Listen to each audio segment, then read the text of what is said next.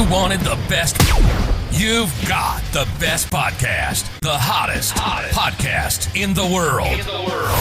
The Chris Voss Show, the preeminent podcast with guests so smart you may experience serious brain bleed. The CEOs, authors, thought leaders, visionaries, and motivators. Get ready. Strap yourself in. Keep your hands, arms, and legs inside the vehicle at all times, because you're about to go on a monster education roller coaster with your brain. Now, here's your host, Chris Voss. I'm Chris Voss here from thechrisvossshow.com. Ladies and gentlemen, the earliest things that makes official. Welcome to 16 years and 24 episodes of the Chris Voss Show. And we're just getting ready to click over to 17 years here at the end of this month. And boy, are we old. And we're so old, you need to refer your family, friends, and relatives. Tell them to go to goodreads.com/Chris Voss, linkedin.com/Chris Voss, Chris Voss 1 on the TikTokity and all those crazy places on the internet. Today we have an amazing young lady on the show. We're going to be talking about her works, what she does, and how you can utilize her knowledge, experience to improve the quality of your life. Because that's what we do on this show. We never have guests on that tell you how to destroy your life. I suppose if you did the opposite of everything, authors say when they come on the show, you might do that because they're here to make your life better. But it's where's the fun in that? Really make your life better. Opinions expressed by guests on the podcast are solely their own and do not necessarily reflect the opinions of the host or the Chris Voss Show. Some guests of the show may be advertising on the podcast, but it is not an endorsement or review of any kind. Amara Samata is on the show with us today. She is a transformational consultant, communication strategist, and relationship mediator with over 10,000 plus hours of facilitation and 2,000 groundbreaking sessions across 35 countries. She founded the Inner Guidance Institute and created the Inner Guidance Method, an accelerated framework for resolving inner conflict and restoring clarity, courage, and aligned action. Her signature tools, Inner Mirror, Golden Request, and ATLR, all trademarked, equip individuals and leaders to rebuild trust and navigate communication and foster mutual respect. Rooted in Dzogchen, I think I got that right, mentorship, and a decade of consulting, she trains wellness professionals globally to deliver rapid change. Welcome to the show, Amara. How are you? I am. Thank you. So give us your .coms. Where can people find you on the interwebs? Yeah, you can find me at amarasamata.com. That's me. All right. And so give us a 30,000 overview of what you do there at the Institute. Yeah, so I have a training program that I teach people how to do what I do. So there's a certification program there. There's also group coaching every month that I have a small group that I take in, and we do some very deep transformational work for your life. And then, of course, private consulting as well. So you do one-on-one and group? Yes. So tell us about yourself and what got you into this field. Well, it's kind of like, how far do you want to go back? Let's go all the way. What shaped you all from the way? Childhood? All the way. We want to know the journey. The journey, exactly. Yeah. We all have those moments in life where something sort of shakes us and makes us look at life a little bit differently, right? So I had an NDE as a child, near-death experience. It's called. I slipped into the deep end of a swimming pool when I was about 5 years old. And what happened in that space was this kind of peeking beyond the veil, as you could say, or there was an understanding there was more to life than just what we see in life. And so coming out of that pool, it really set me off on a direction of staying true to my questioning nature. I was very curious, what's really going on here? What's life all about? So that, I think, was really something that drove me to really find the deep truth. I went on a journey to know myself. I went into the performing arts. From there, I went into the healing arts. I was an actress in my old life. Yes. In Hollywood, Los Angeles. I went to NYU and I was doing film and television. And then if anybody's out there and they find themselves in a job they don't want to be doing. One day I was actually working on a movie and I realized I don't like acting. I don't like the product that I'm creating. I would never watch this stuff. What am I doing? Yeah. And I decided on that day that I was going to follow the path, of a life that I love. I was going to do things that I really, really love. I went into acting to overcome being shy as a child, basically, and it just kind of stuck, sort of worked. Yeah. Well, I mean, we try on different hats, right, throughout our lives and see what fits. And, I've gone through that same sort of thing. It sounds like maybe you, and correct me if I'm wrong, but maybe you kind of enjoyed that and you thought, well, this seems like it's a good fit. And then, you had that moment of epiphany or clarity where you go, I'm not really sure I like this. Which then we can change. Yeah, and then you go find maybe a new adventure to go on and try on some more hats. And it's kind of what life's about. I mean, I've tried on hats just because I get bored doing the same thing. 10 years into something, I'm like, yeah, I don't think I want to do this anymore. And exactly, it's a healthy sort of move, I think. Yeah, there comes a time where you've outgrown yourself, right? Mm-hmm. And there's something else to do. So I decided to do the one thing that I knew that I loved at the time, which was yoga. So I went into yoga and I was doing a lot of yoga teaching and meditation. And then I got into more kind of spiritual studies and whatnot. And it really kind of, I followed my dream of being starting a family and being a mother and all of that. And then when my life had that breakdown, which is often where we have those breakthroughs, that's where everything really accelerated. And I just moved to Singapore from the US and my marriage was breaking down. My identity was breaking down. Everything. I was away from friends and family. I was really, really kind of alone and sort of at rock bottom. And that's another big decision that I made to find out, to really seek and find what is it that is causing this suffering in myself. I'm going to crack the code on this no matter what. I want out of this. I'm done. Let's go. And that was a big turning point for me. And so sometimes, we reach these moments of change when we kind of hit rock bottom in a cathartic moment. Does that sound like that's what happened to you? There was kind of like, everything was kind of failing and, or several of your key components were failing and you just finally reached that point where you're like, I'm going to fix it and not deal with this anymore, or I'm going to improve the quality of my life or improve what I'm doing to get better results maybe. Yeah, we keep trying to, I kept trying to find myself and discover what was right for me. And this was just another one of those moments but something was different about this one because I felt like sort of I had tried myself, my ego, my me, whatever that is, had tried to do its best. And I'd this is as far as I can take it. I don't know what else to do from here. So I knew there was a kind of deeper surrendering of everything I thought I knew. And I didn't know what it was, but I knew I had to find it. And so that's when I called in my teachers. Oh, now you mentioned something about surrendering. Is that a factor in some of the training that you teach? I know that there are times when I was going through cathartic moments and failing, and it just seemed like there was no bottom. I wasn't giving up. I was trying to hold on to the old stuff when really I needed to let go and embrace new. Is that the principle? Absolutely. Yeah. There's a side of self that is, that's limited in its ability to grow beyond itself. If you're holding on to the old self, your old understanding, and then you try to take that into your new paradigm, it's not going to work, right? There's got to be new realizations to come that really kind of grow you up out of who you thought you were, or how you thought life was. And so it's that kind of chrysalis moment where you have to, you're changing. And to go through that journey, I had my teachers with me, and I ended up asking the universe to just send me what is it that I need to know? How do I need to move through this? What is this all about? And a friend of mine said, "Oh, you're speaking about Tibetan Tantra." And I said, "Great, where do I get this Tibetan Tantra? Where is it? What is it?" This is a drink I can order and mix with my coffee. Right.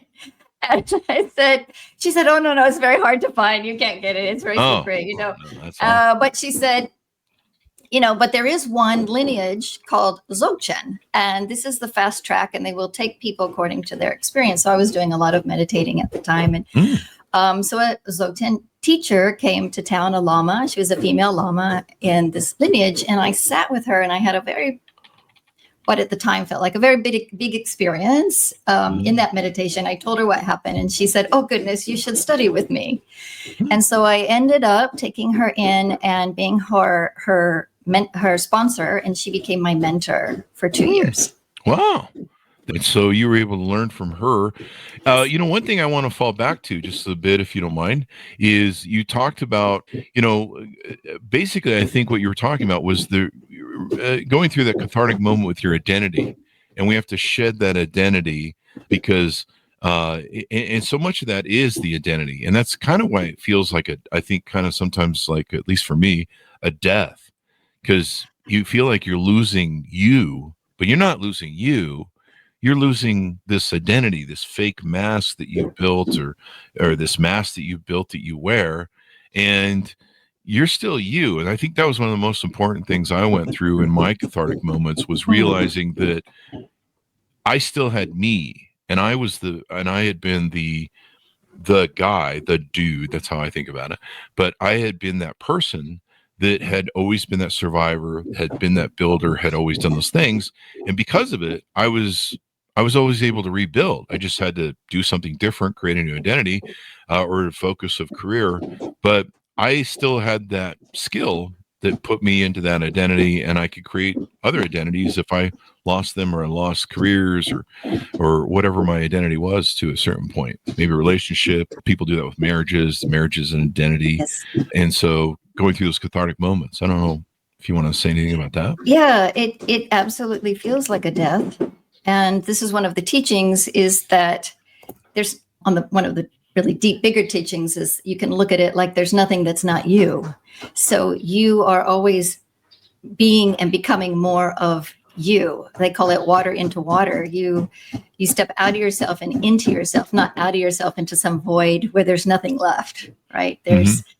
You are there. We could equally say if you want to go the other side, there's nothing.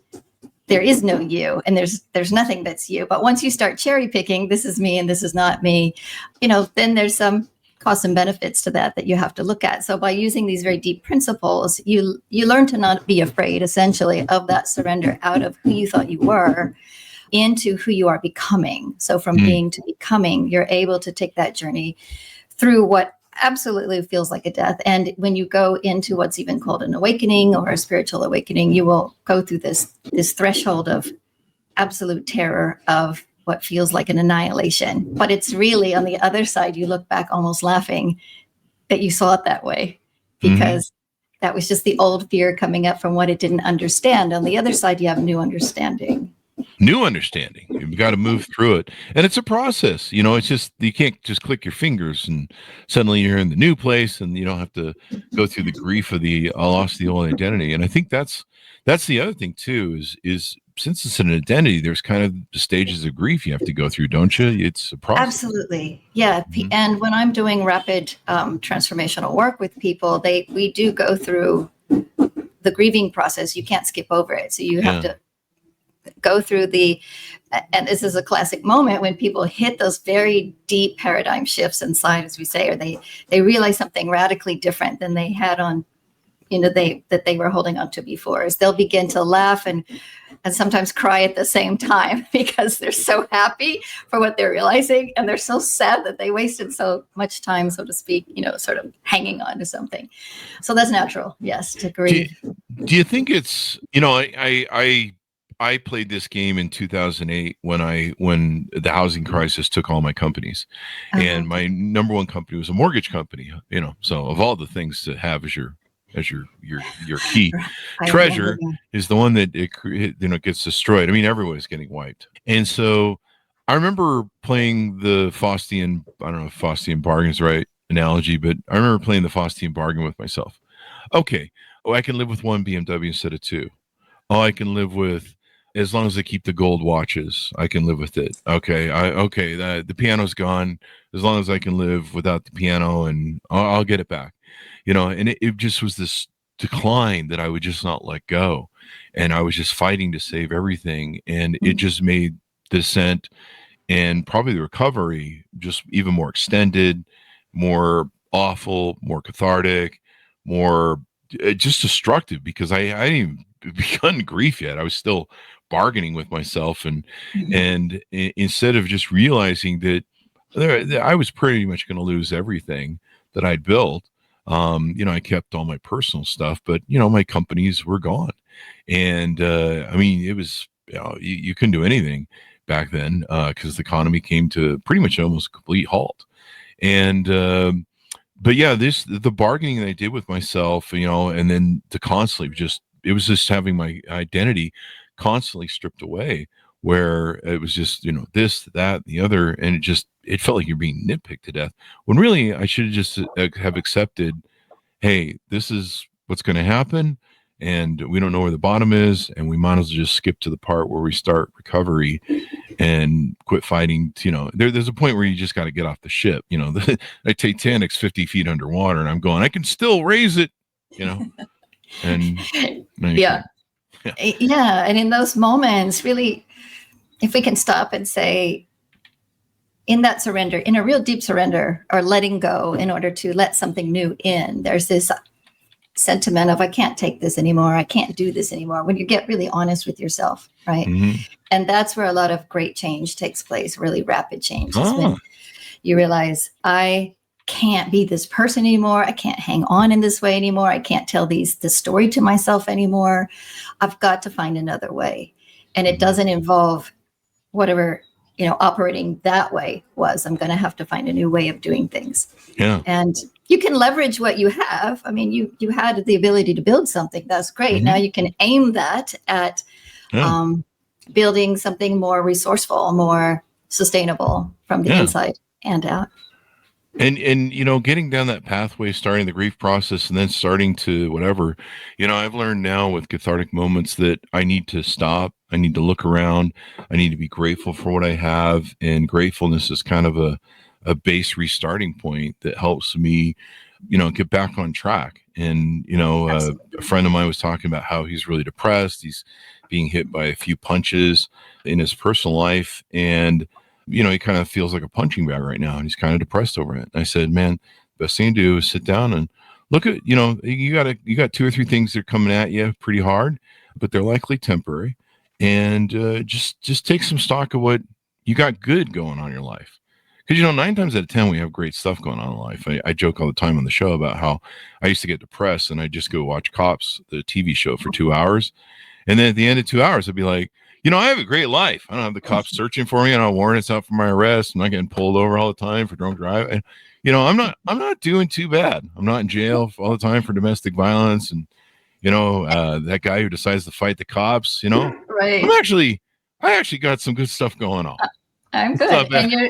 And you're touching on a key point that gratitude really is this very profound, tool that we can use to build ourselves, to bring ourselves back up. Because gratitude, what it does is it builds trust really fast. Because if you're grateful, with yourself, what you're talking about is you're building trust in yourself that I can recognize what's going in my life. I can see it as valuable. And therefore I can now, live from that recognition and to build something else. When you're grateful with another person, thankful for them, you're showing I have the ability to see how you act and behave, deem that as valuable, and then give that feedback back to you. So those are high level trust building skills, and we need trust in order to move to that next level.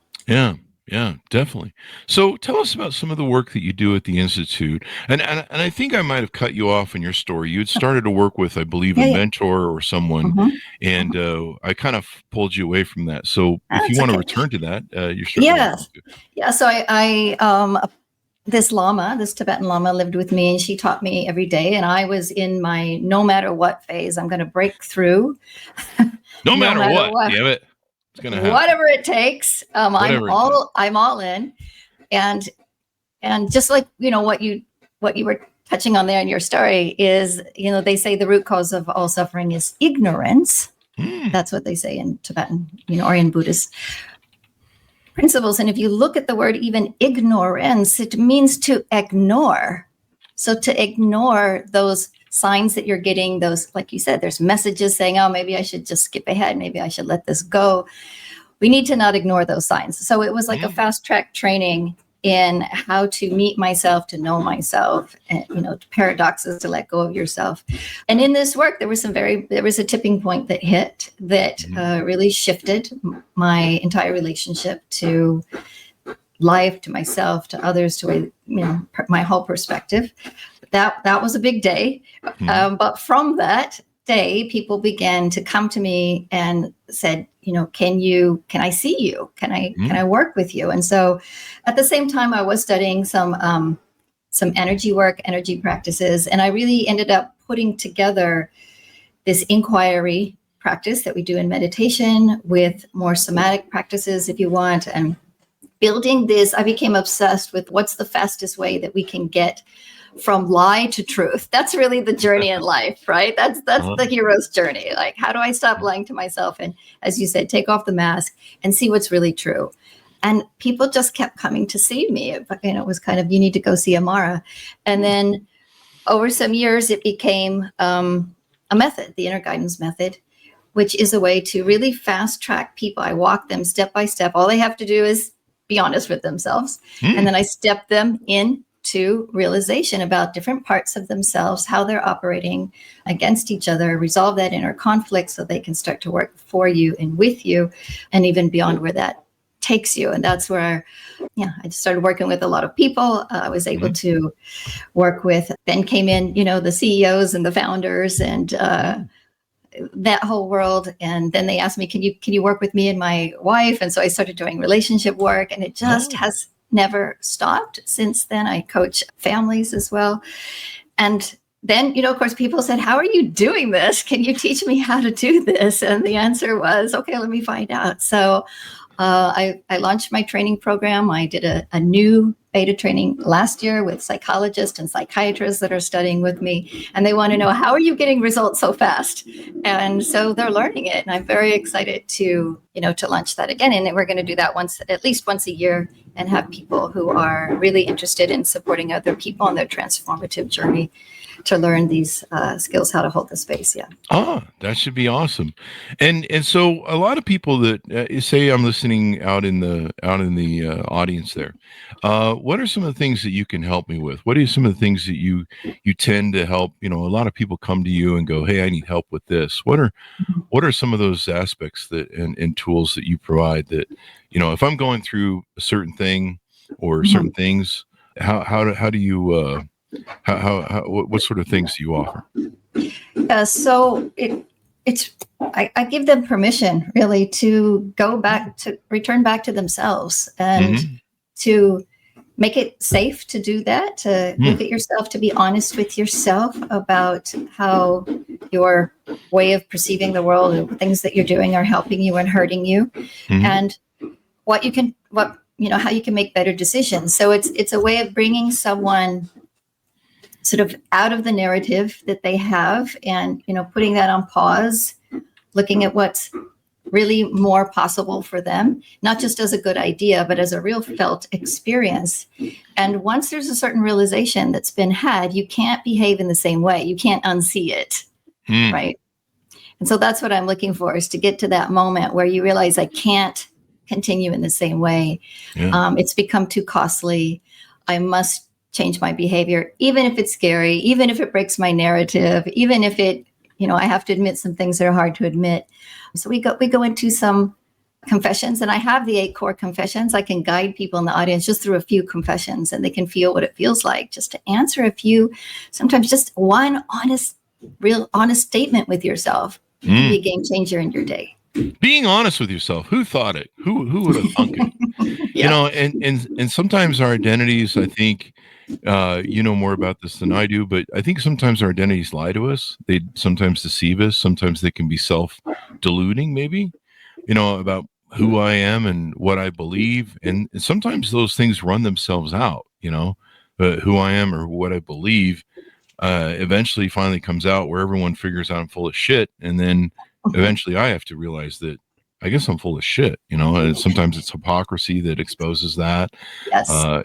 People go, hey, you don't walk the talk, you talk, and walk you walk, and yada, yada, yada. And, then there comes a time where you have to go, well, what do I stand for? What am I about? Or what is this thing?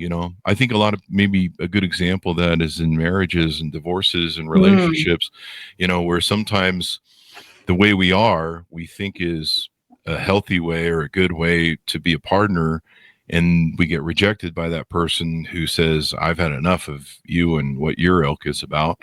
And then we have to kind of crawl into ourselves and go, is it me? And many times, it takes two to tango, as we say from my generation. As they say in this generation, he's a narcissist. Fuck off. The script is so overrun at this point. It's not even funny. And, but is it me, and what do I need to do? And you teach people to reflect on that. And do you teach a lot of these concepts that come from, I believe, Buddhism and stuff? Yeah. So there's a strong aspect of Buddhism, which is to know thyself. It's the same as you find in the Christian. My father was a preacher, so I came from. Oh, really? The religious side as well. So I'm looking for the core in the teachings, and it's really about knowing yourself. And I like to say the feedback never lies, but you can misinterpret it for a while. Oh. So you are often getting the signs, but you're blocking out the information. You're not really letting the signs in until finally your life is just not functioning in a way that it's just not, I always say, like, it's not math, like you're thinking this, but your life looks like this. So math, right? Like math. It's just not adding up. So let's break through the but. And so I stop the buts, immediately. We don't move forward until the but is gone. And it turns into, yes, I must. Yes, I will. I have to. There we go. So it sounds like you have a pathway established that you help people walk down to help them pull their head out of their own ass. I mean, something probably more professional. Exactly like that. And there are 4 keys to this success, and having those keys to understanding, these 4 kind of directions in life. And if you can get a hold of them, you can succeed at anything. And so I teach people about those and how to have a better relationship to themselves. And then, yes, in marriages are, they're strong mirrors. They will show you where things are working and things are not working, where you delude yourself, business partnerships, marriages, being a parent, all of that will be strongly mirrored back to you. All the things, the ways that you're fooling yourself. Well, if you're paying attention, you'll get to use that as a way to learn more about who you are and what you can be when you are enough, as we say, resourceful enough, which is what I'm looking at, establishing that baseline for people, that they understand they are resourceful enough to then go forth and bring themselves into whatever kind of growth or experience or journey they want. Are they good enough? I don't know. Maybe they are. Maybe they're not. Maybe they're wonderful. Maybe they're terrible. But you can learn to be good enough or great enough or whatever enough you want to be if you are resourceful enough as a baseline. And develop yourself. I mean, that's really, it's really what you're doing is you're saying, hey, it's time to work on ourselves. I mean, there's so many different ways that we're able to delude ourselves, the stories we tell ourselves, maybe the feedback we get, it's just interesting to me how much trouble we get into. And sometimes our stories just change. I mean, sometimes we think this identity works for us in one format and it doesn't. I've done that sometimes with my management styles or leadership styles in my business where I've gone, I think me being an asshole isn't working anymore as the CEO and the boss, and I'm getting feedback from my employees that they don't like it either. So it's probably me. And I've switched identities. I've slowly changed and said, no, there has to be a better way to get better results. And maybe this worked for a time when we were building a company, but now that we have a very successful company and lots of employees, maybe I need to do things or behave in a way that is more conducive to building them and the culture of the company and different things. So being reflective in that way, I think really helps in knowing yourself. And there's a way there's a way to fast track that. So when I am brought in to get the feedback in, coming and going for people, like prepare yourself. Now you're going to get honest feedback. And it always goes both ways. It's not just one person getting feedback. But there is a dialogue method that I created to fast track resolution. And this has helped teams. It's helped people to marriages to take that one thing they've been struggling with often for years.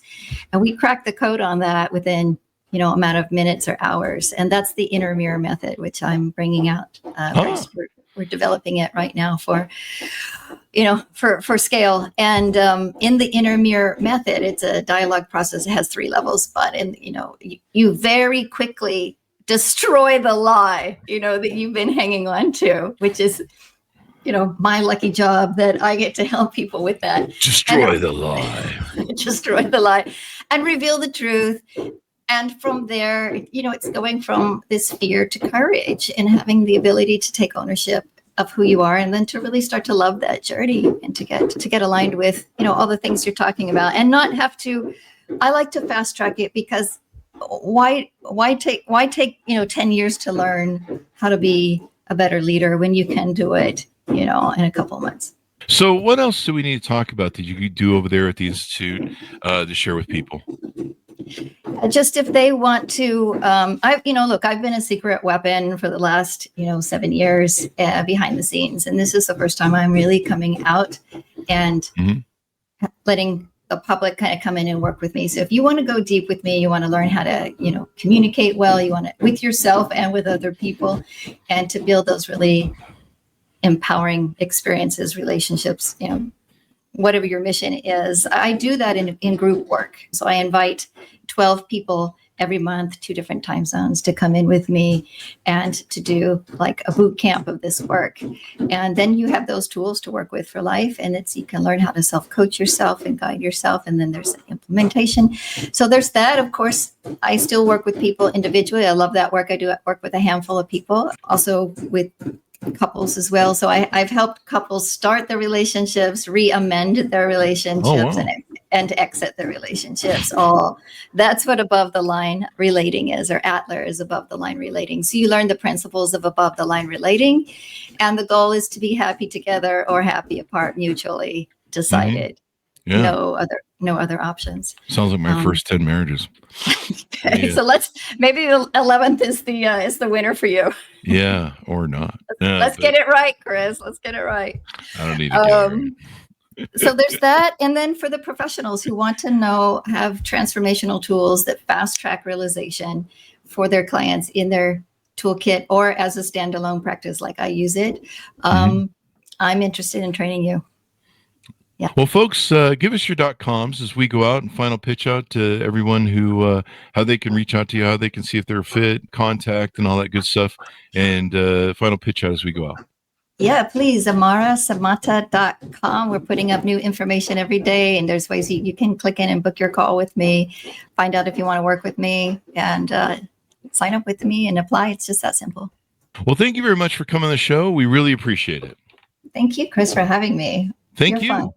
Well, we try to be. We've done 1 or 2 of these shows, so we're working on it. They'll get funner as they go on, I think. Anyway, thank you very much for coming on the show. Thanks for audience for tuning in. Go to goodreads.com/Chris Voss, LinkedIn.com/Chris Voss, Chris Voss 1, the TikTokity, and all those crazy places. Internet. Be good to each other. Stay safe.